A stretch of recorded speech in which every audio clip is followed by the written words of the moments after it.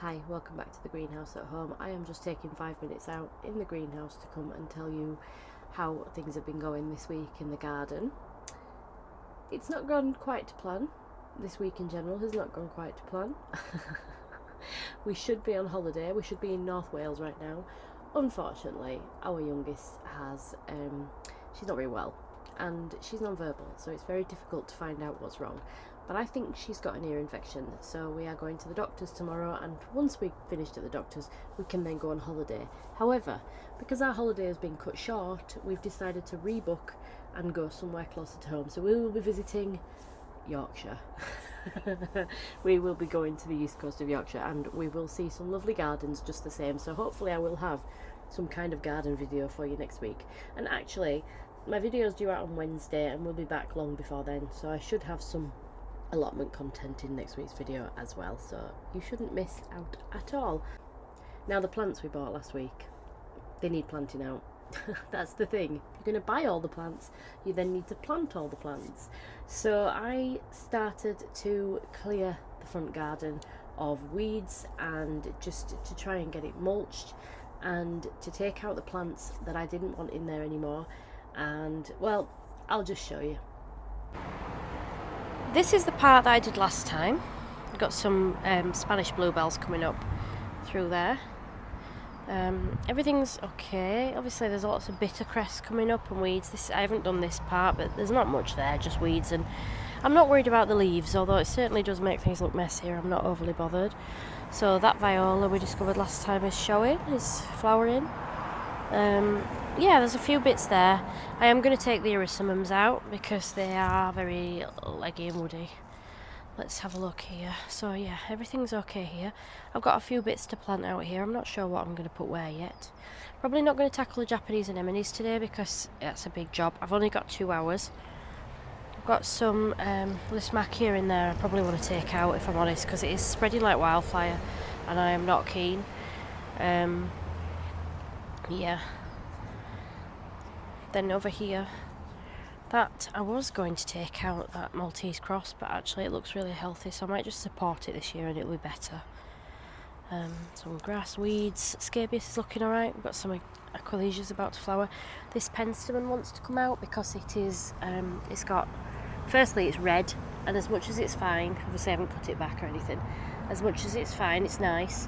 It's not in the right spot, and it's got this grass growing up through it and I can never get rid of it, and it just makes me cross. I've got some more Aquilesias growing up. This Aquilesia seems to self-seed around this area a lot. I once had 3 varieties growing up in the same spot, and it was amazing because it looked like a triple sort of flowered variety, but it wasn't. It was just it was just 3 that had grown really close together. But I pruned my rose back quite hard back there. That is the Lark Ascending. It is a beautiful rose, but I'm not seeing any growth on it. I think I might have gone too far, and I'm a bit worried about that anyway. So this area is where I'm really going to work on today. It's the Achillea that want to come out. This Achillea wants to be shrunk down a little bit, a split I think. The daphs and the alliums are blind, so they're coming out. That penstemon's beautiful. I'm cutting that back.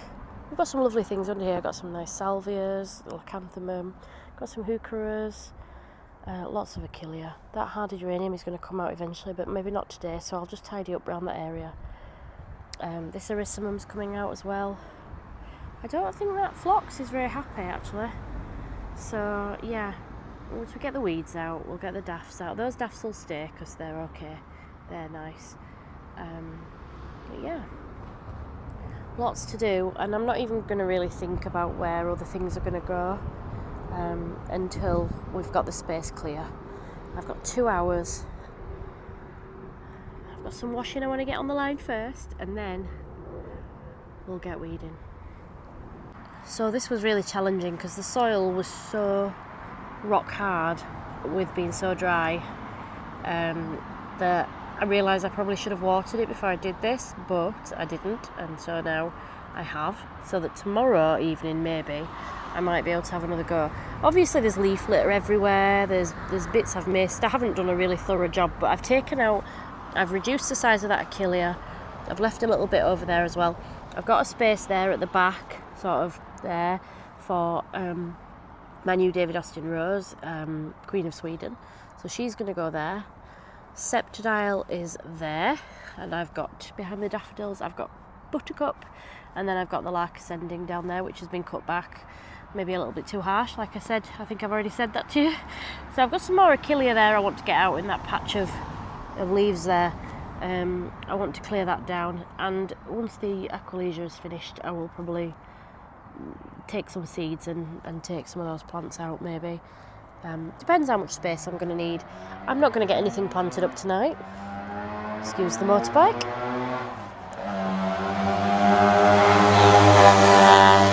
I do live on a main road. But yeah, so that's how it's looking now. It does look better when it's been watered, but I think we need to get some mulch. So yeah, there you go.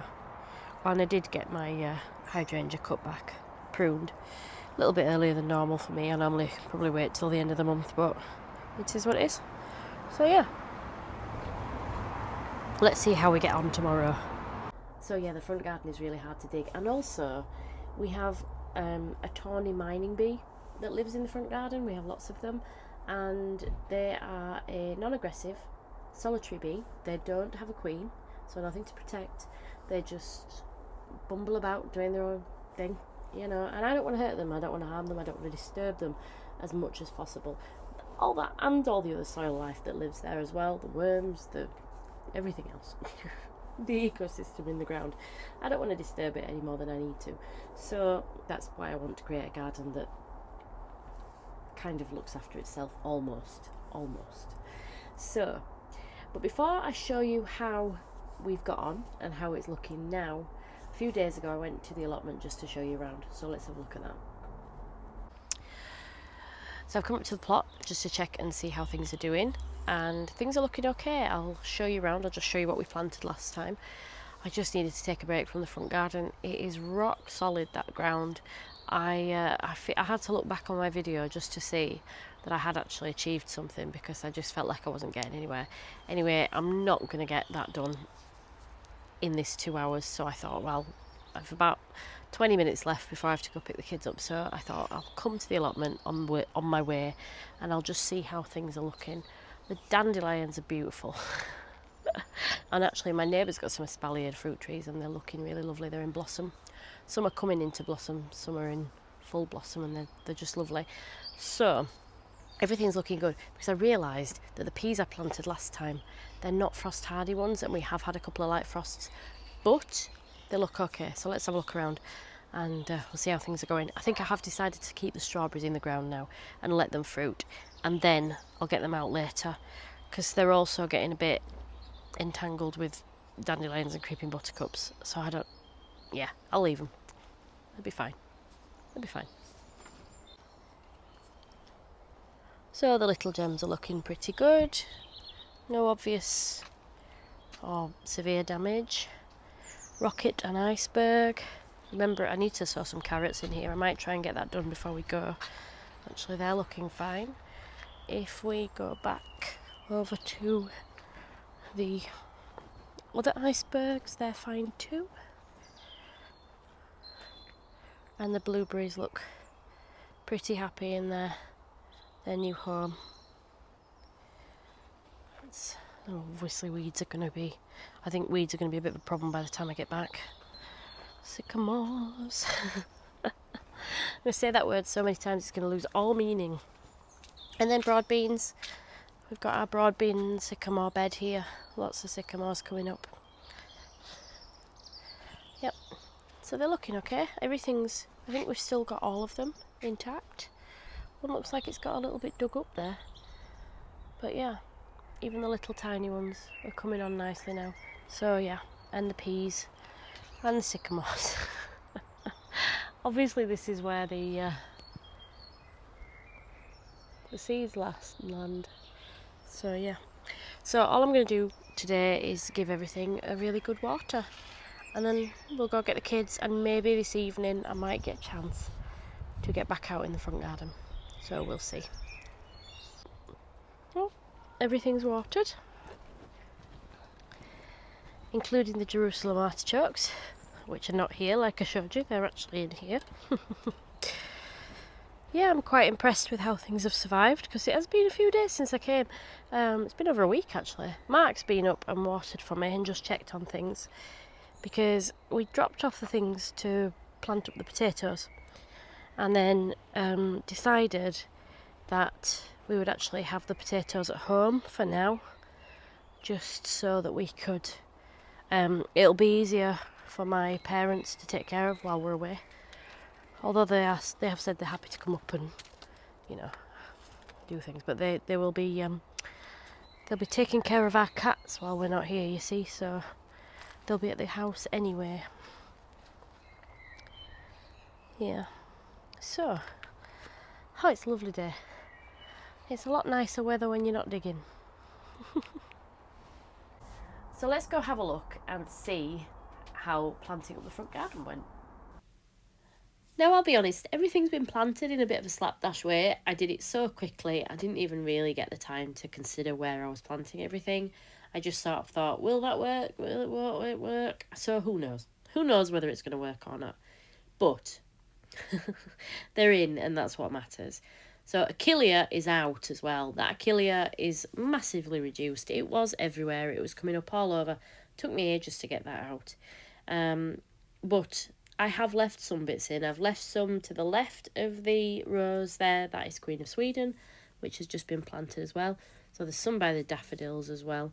But I am going to Chelsea chop it. I say every year and I never do. But this year, maybe I will. Tell me I've got to. Tell me I've got to. So we've got lupins, penstemon, nepeta, salvias, unknown salvias. Naughty Macedonicus self-seeded really well this year, which is brilliant because I really like that. I've watered the ground as well, so those delphiniums there and the lupins are probably going to get eaten quite quickly, unfortunately. But good news is that rose at the back there is the lark ascending, and it is still alive. It's got new shoots coming on it, so that's great. I was worried I'd cut it back too hard. The hydrangea has been cut back, but to be honest, I really need to get back in there and get some bits back in that support and cut it a bit further down actually, because I like to cut it quite hard so that we get more smaller heads rather than fewer larger ones, because the large ones tend to flop. We've got some phlox there.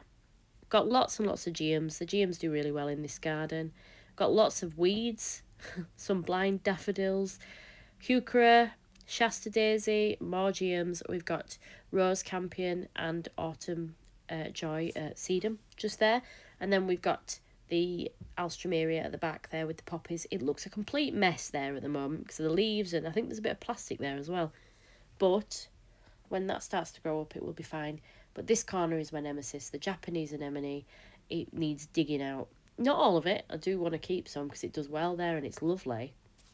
But I do need to reduce it and let that Acer Orange Dream really have more space, because it's not going to appreciate the competition from the roots of the Japanese anemones. So here we got some white campion and some hardy geraniums, Aquilegia. I've just planted that scabious we looked at last time. I've got Rose the Lady's Blush there that we planted before as well. A leucanthemum, another hardy geranium, another hellebore, but not a very nice. I don't particularly love that one. It's not done very well. I will leave it in. Hopefully it'll do better next year. Acer, I think that Acer is Atropurpureum. It's the one my parents bought me last year. I've got 3 Astrantia florences in there and some more salvias, and maybe a bit of room for some annuals in here, depending on how big the perennials grow. That looks a bit messy there. I need to cut the grass away from my climbing roses.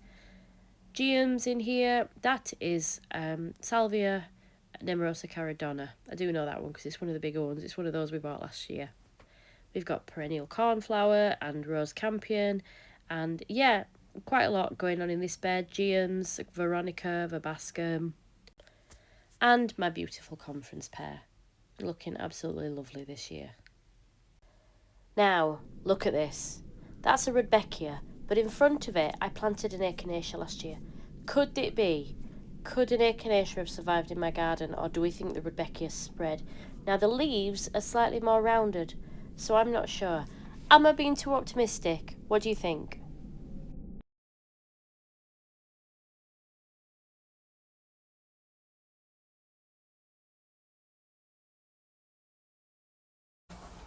So thank you very much for being with me once again this week. I will be back next week with more allotment and maybe holiday garden fun.